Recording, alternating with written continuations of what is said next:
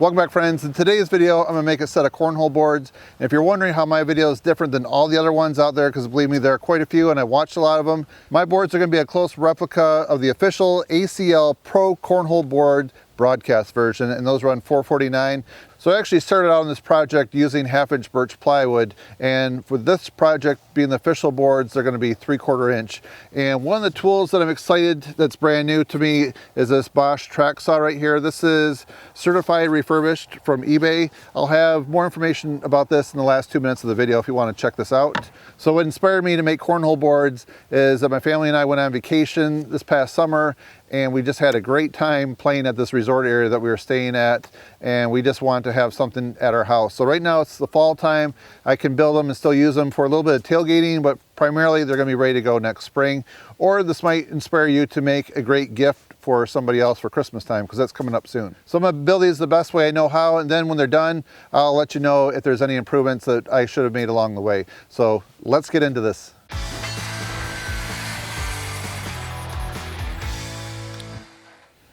Here's a quick look at my building material. So I have 3/4 inch birch plywood right here. And then I have some select grade aspen right here. These are 1x4s. Then right here I have a 1x6. This is going to be the spacer board, or like a support board between the legs. So I might rip that down a little bit. We'll see. And my plan at the end of this video is to tell you how much the building material cost. So we're going to start out by ripping this birch plywood in half right here. So this is a 4x4 piece that I found at my local home improvement center. So all I have to do is make one cut. So I'm measuring it right now. So this is going to be, this is my line right here for, this will be 2 foot. Then again right there. So now we're going to put the track on right now. Just so you know, this track saw is very accurate. You're going to see this in a lot of my upcoming woodworking videos. I'm starting to wonder how I ever got along without it.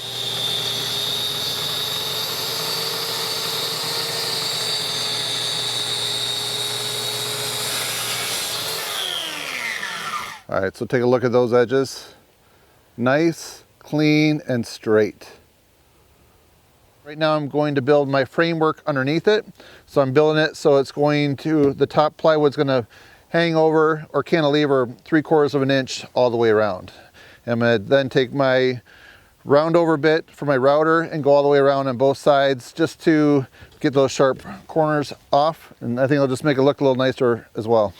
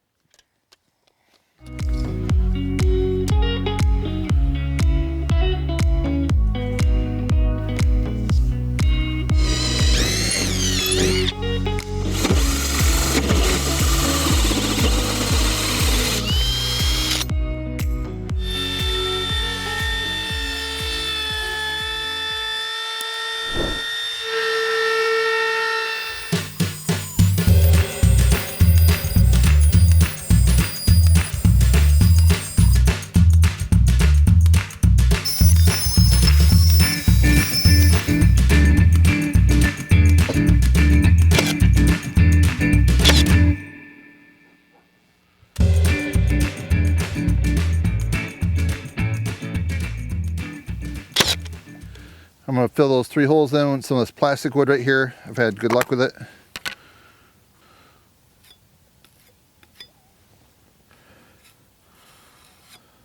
Okay, the next step is to do a little bit of sanding.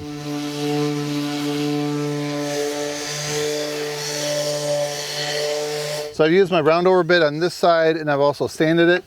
This side right here I didn't touch because this is the side, it's completely flat, and that's what's going to go against the board. And now I'm going to get set up with pocket screws and then put them going in this direction into the 3/4 plywood.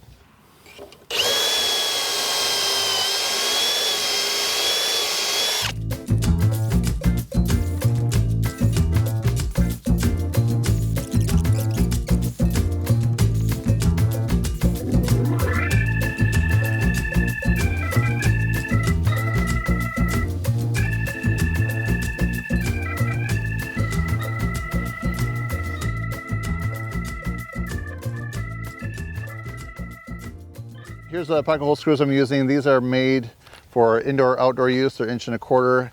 I probably don't need the outdoor use ones, but just in case this gets left out for some odd reason, it's just nice not having to worry about them rusting.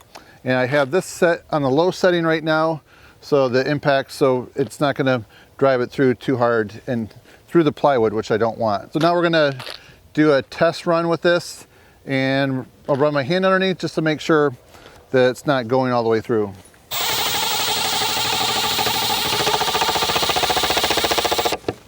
You know, I just realized I should have put a couple of pocket screws in the middle here.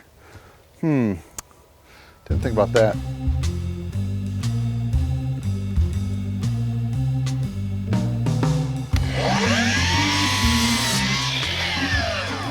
Okay, so I think I'm going to clamp and glue each two together, and then the one end I'm going to round it up, and then the other end will be angled, the end that sits on the ground. So you'll see what I'm talking about in a second. Several years ago, I bought this digital angle finder right here. So let's see what angle I like for the legs. So there's really no science to this. All right, so right there is 90 degrees. That really isn't the look I'm going for. I've seen some people put it way out like that. I don't think I want that either. I think I just want it out about like this, which is close to, yeah, 107. We can go out a little more. So here's one thing that I experimented with. So I do want to have a little notch there. So I'm noticing a lot of people that make cornhole boards, they just have the leg resting right up against like that, which is fine. That's a great way to do it. But when you look at the pro level, the $449 boards, they have this little notch. So this is going to require just a little bit of extra steps on my part. And then the other hardware that I have, these are 3/8 by 4-inch carriage bolts. So then we're going to cut the height of the leg so the top of this is exactly 12 inches to the ground.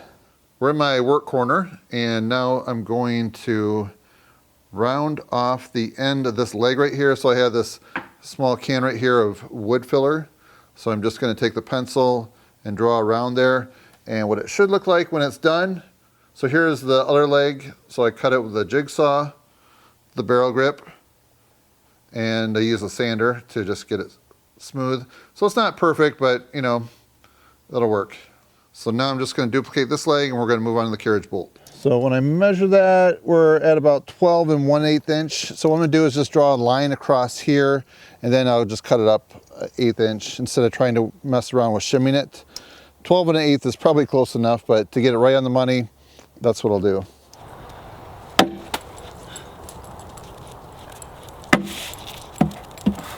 Oakley.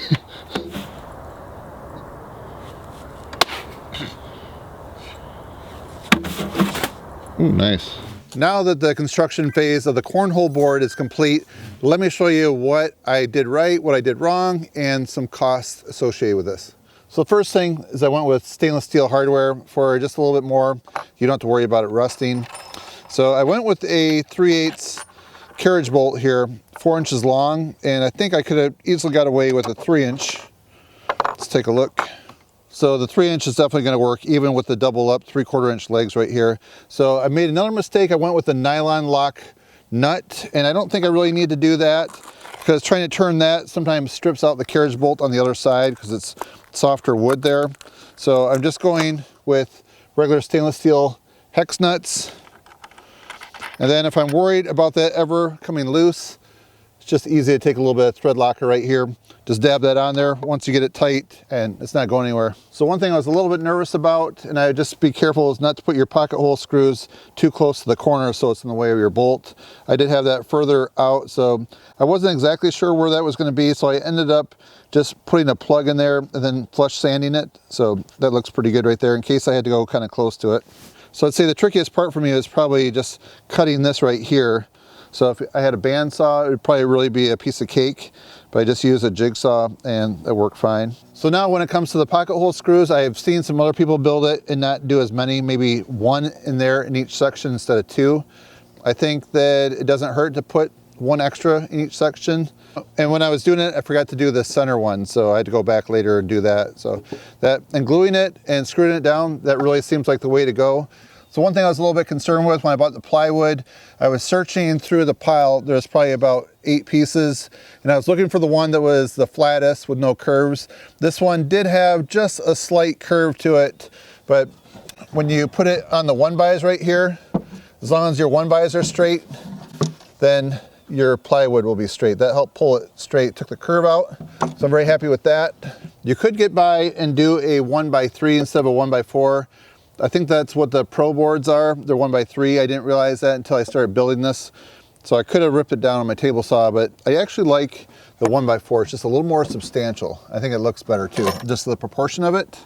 So I had to decide when I finish this if I'm gonna do a dark stain here and leave it a little bit lighter and natural on top. That's something I need to figure out. I think this can be built in 3 to 4 hours. If you have an organized shop where you know where your tools are and you have the material on hand, I think this is going to go relatively fast. So the only thing that seemed to require a little bit extra thought was doing the legs. Another thing I'm going to show you in my upcoming videos is how to repair these dented corners.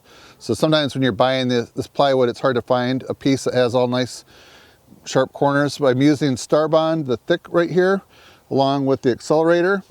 So that's something I'll show. I think it's going to be very interesting. So another thing I thought about with this build right here is to have enough of a gap there so you can reach your hand in to grab the bags. So I've seen some people, they have it really close and a really wide board, so you can't even reach. You'd have to just go from the top. So the gap that I left in here, it's just over 4 3/4 of an inch, which I think is enough to reach in case the bags fall forward. So when 2 people are playing, one person might grab it there, the other person might grab it there. Just makes the game go a little faster. Let me show you. All right, so you can grab it from here, you can grab it there, or you can just grab it there. So now I have an itemized list of the total cost of everything, so I'm gonna just round it up. So the 4x4 3/4 inch plywood, $51. So then all the 1x4s required, I had 8 1x4s, and the price of that, $106. And all the bolts, the washers, the nuts, things like that, $5.91.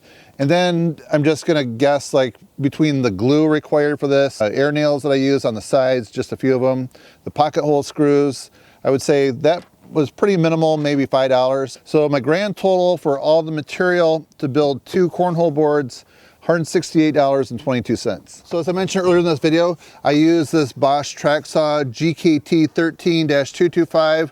This is factory reconditioned. It's available on eBay. It comes with a 2-year warranty, so it has to be eBay certified refurbished, and I will have a link down below where you can find all types of different tools by different brands. So they have different tools that come and go. So if you see one, you should buy it because it may not be there tomorrow, and then you might have to wait a while for some other ones to come in. The track itself was something I had to purchase new.